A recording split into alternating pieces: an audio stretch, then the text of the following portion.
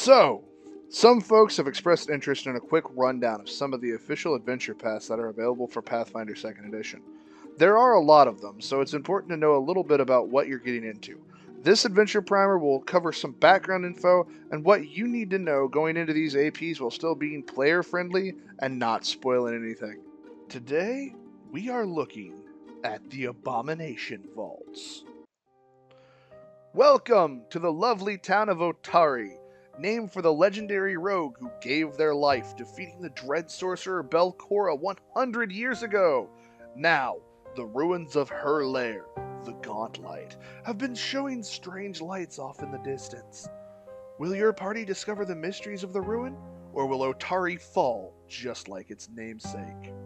This adventure path takes fledgling level 1s to level 12 in 3 parts. Otari is a small town on the Isle of Kortos, just down the coast from the biggest city in the setting, Neverwinter. Absalom. Jokes aside, Otari is also the location for the adventure Trouble in Otari, the beginner box adventure for new players. You'll be spending the vast majority of your time a half hour northeast of Otari at the ruins of the Gauntlight in the Fog Fen Swamp. Bring your trail jerky, get your 10-foot pole, and get on your belly because this is pure dungeon crawl, baby. The Gauntlet is a multi-floor mega dungeon, where the only real exploration that is happening is in turn order. Expect each room to have some form of challenge, but expect that many have multiple avenues of success, with some creatures being open to barter or converse, and many traps having at least 2 ways to handle, disarm, or avoid them. Overall, the balance is around 20% roleplay, 70% combat, and 10% exploration. Belcora ain't giving up secrets for free, expect a tussle. As for what kind of adventure this is, the whole of Abomination Vaults is going to happen in either Otari or the Gauntlight and Abomination Vaults. So more Torchlight 1 than Final Fantasy 1, and yeah, I did have to date myself there.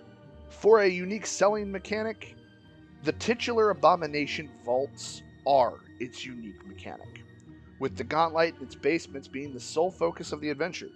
It doesn't have any sides because it doesn't need any sides. The party can be from anywhere near or far, but all have a friend in Ren Savinxi, an elf Nephilim who runs the local curiosity shop.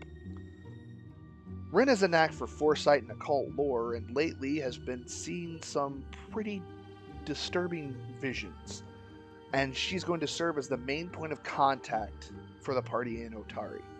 The classic restriction of evil only if selfish, not cruel applies here, and dark vision is outright suggested when selecting your character's ancestry, though any ancestry fits in just fine. As for class choices, keeping in mind the heavy emphasis on combat is essential, and suggests characters who have good knowledge skills, as well as someone with high stealth to spot traps and hidden doors. For languages, Aklo, Elven, and Sakvaroth are solid choices, with acrobatics, athletics, and occultism being named as good skills for the party to be trained in. They also mentioned taking the feats Canny Acumen, Incredible Initiative, and Toughness, which leads me into, oh boy, okay, where do I begin with Abomination Vaults? This adventure is beloved by Paizo and players alike, and is one of 2 to have an official conversion to 5th edition D&D. That said, it has a reputation for being a bit of a meat grinder, and friend, that rep is well earned. As a player, my party has seen 2 near TPKs, losing 5 player characters by 3rd level.